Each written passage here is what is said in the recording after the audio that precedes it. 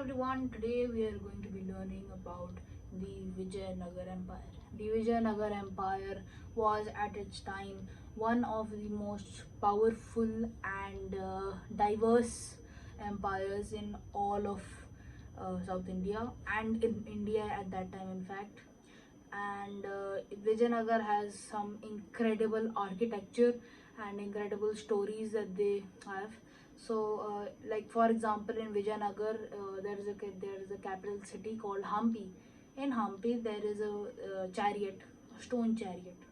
This chariot is made completely out of stone, and it is said in old legends that this chariot was at one point of time working, and gods used to come down and use it. Okay, so let's get started. Vijayanagar Empire. The Vijayanagar Empire.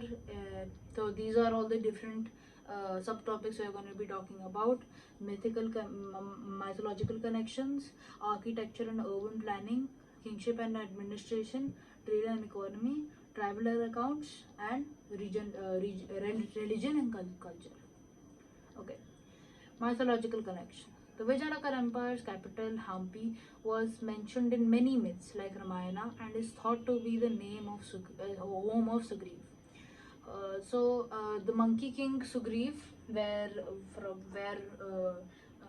Bhagwan Ram found Hanumanji, that it is thought that in olden times when they were alive in all that, and in Ramayana's time, the uh, the home, the Hampi, which today is called Hampi, before it was called Vijayanagar, and long before that, it was the home of Sugriv, the Monkey King.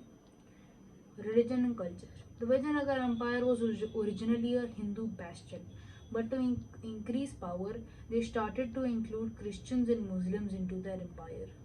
So the Vijayanagar Empire was originally, when it was made, when the Delhi Sultanate was broken up into pieces, the Vijayanagar Empire was formed as a Hindu bastion where all Hindus would come, and it was like a Hindu only empire. But in you know uh, the following centuries, when other empires started to grow in power, and they started to include all kinds of people: Hindus, Muslims, Christians, Buddhists.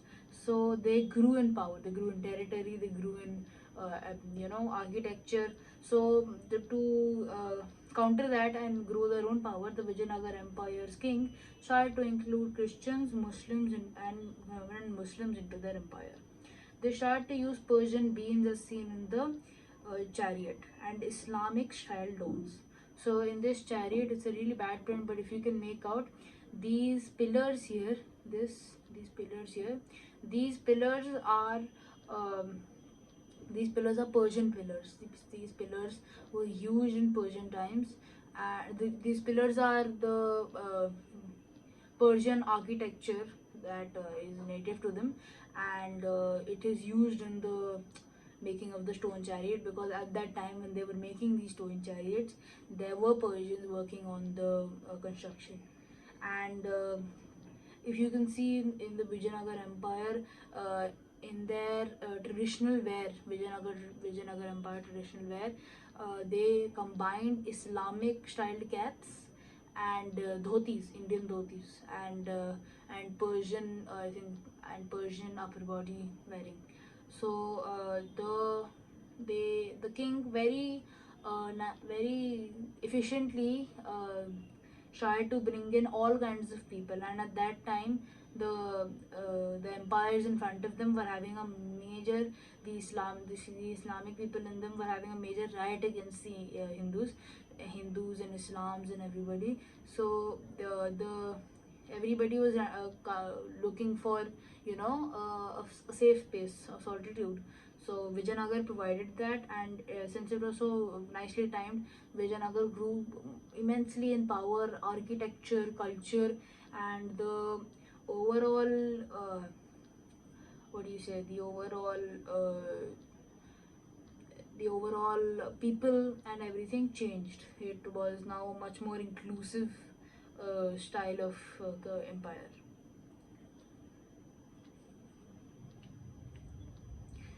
religion and culture. Okay, that's religion and culture. Now we'll talk about trade and economy. The lands of Vijayanagar were extremely fertile throughout the kingdom. The people enjoyed economy for minerals, maritime, and agricultural goods. The Vijayanagar Empire was one of the most fertile lands. In fact, this part of South India, this part had the Chola Empire also. The Chola Empire was a massive empire, and the reason such powerful empires were able to come to this land was because that the land there was so fertile. It was it said that if you throw seeds on the ground, then trees will come up. The land was extremely fertile, and the land was it used to rain there very occasionally, and the lands were just so good. And the best part of this was that the maritime opportunities that they have, like this is the sea route, so trade and exploration routes. What used to do was, since they had such a huge, this is Vijayanagar Empire, the white ones. Okay, so what they used to do was that they used to take these since they had so much of land bordering the ocean, they had a very strong maritime economy. So they used to rely a lot on econ of their trade through maritime, like boats and shipping. And a lot of import and export was done in Vijayanagar. So the routes that they used to use were these used to go in, today's Dubai, and other places. So they had a very vast amount of places that they could go through maritime. I haven't drawn it here, but they also used to go through here to China and upper parts of India. Okay. King Krishna Deva Raya collected most of his tax from farmers. Almost all the money in the kingdom came from this tax. Deva Raya II also established a permanent embassy in China to solidify their presence. So, as I said, they used to go from maritime routes to China, and since they used to trade so oftenly, the Deva Raya II, King Krishna Deva Raya's uh, descendant, namesake, made a established a permanent embassy in China. Like today we have French embassy, U.S. embassy. So they made a permanent embassy in the Empire of China. So King Krishna Deva Raya, which is one of the most influential and power-hungry kings of Vijayanagar. So King Krishna Deva gained a lot of territories from the regions above Vijayanagar. So since Vijayanagar is here, he gained a lot of this empire, and they were able. And King Krishna Deva Raya, when he was in rule, that is considered to be the second golden age and the highest golden age of the Vijayanagar Empire. And as they said here, King Krishna Deva Raya collected most of his tax from farmers. So what used to happen was, since the lands were so fertile there, the farmers over there were very wealthy, and what they used to do was that the king said ki, for example, for every 10 crops that you grow, you have to give me 2%. Okay, so there was a 20% tax on all crops that were money crops that were made on that were grown, and you had to submit that to the king. This this tax this this certain tax made almost 90% of the money in Vijayanagar's royal treasury. And since the land was so fertile and there were so many farmers, this is another reason why King Krishna Deva Raya was so smart, because he was able to use the fertile lands. And this is why it's considered a second golden age, because the empire had unimaginable amounts of money to spend on their war expeditions and maritime expeditions. So this is why it's considered to be a golden age. The first golden age was created when the Vijayanagar Empire was originally made, and there was a long period of stableness and peace, but that was disrupted by the empires that formed a little after Vijayanagar. And King Krishna Deva Raya, when he defeated both of these empires in battles along the borders here. So there was a river here, which is why the empires here fought a lot.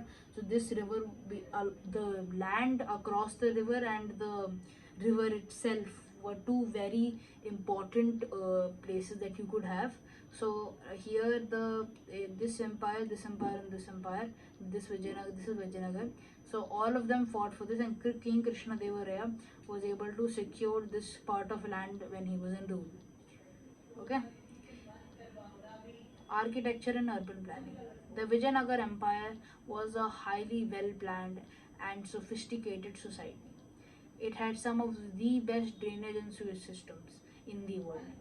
The architecture of the Vijayanagar Empire was a mix of Persian, Islamic, and Hindu architecture, best displayed in the stone chariot.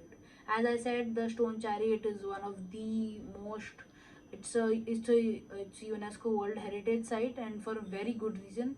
This stone chariot represents so many cultures coming together and making such a beautiful piece of art. If you ever go to South India and go to Hampi, you must go to the stone chariot and visit the city of Hampi and see all the amazing architecture that they've made. Kingship and administration. The Vijayanagar Empire had four main dynasties: Sanguma, the founders, the original dynasty. After that came the Saluva, and then came the Tuluva, and then came the Aravidu. Vijayanagar's administration system was the was the Ayan. I'm sorry, it's a little hard to pronounce. Vijayanagar system, where each village was treated as a separate entity and with a different head. So what the administration that they had was that each village is a separate identity. It is not under some district like we have today. Each village, so each city in today's example has a different head, and that head has to make sure the tax is collected. And if the tax is not collected, then that head will be blamed, and that whole village will be suffering. So each village was given a separate identity. It wasn't just one massive empire. This system was also implemented before King Krishna Deva Raya, but Krishna Deva Raya was able to properly manage the whole system. And later on, because this system was not managed and the kings were picking up fights with this empire and this empire, what happened eventually was that this empire was broken up into many pieces, and the king here was constantly attacking this one and supporting different factions of the empire each single time.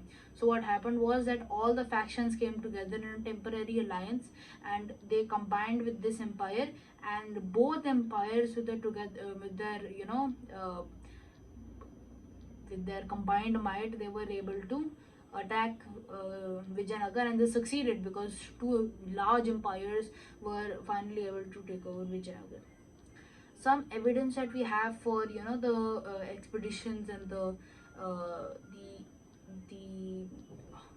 or how can I say this, the amazingness of Vijayanagar is to traveler accounts from different countries.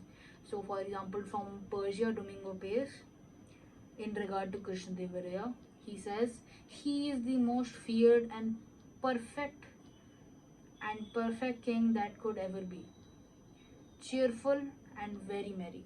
So when King Krishna Deva was not out fighting, he was in fact a very calm and sophisticated person that used to manage his country very very well, because managing his country is not just about taking places, taking land, and fighting wars. It's also about managing your kingdom efficiently. So from Islam, from this empire and this empire, there was a traveler that came. His name was Adur Kaza. In this he's referring to the city of Hampi. The city's inhabitants have no equals in the world. So the city's inhabitants, which I said before, had the best sewage and drainage systems, and at King Krishna Deva's time had so much amounts of money that the Rome, actually, if you think about it, Rome, if you think about ancient Rome, you think about large white collar pillars. And if you think about ancient India, you think about, people roaming around in dirty streets. But that is not the truth. The Vijayanagar Empire, and the Chola Empire, and every single empire in India that has existed has had, people that have no equals in the world. Before the British colonizers, the entire Indian subcontinent was much higher in sophistication, and had much better living than, Rome and other cities at that time. There are seven citadels that enclose each other, and the city is full of gardens, parks, and bazaars. So the city was surrounded by seven big towers called citadels, and that is also a defensive strategy to protect from, in incoming invaders. The country is well cultivated and fertile, with a good 300% of the land. Since it had so much water bordering land, the Vijayanagar Empire was able to have almost 300 ports in their hand. Okay, so if you want to note down anything, these are the different subtopics.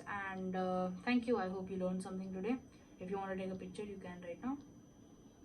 Okay, thank you. Bye.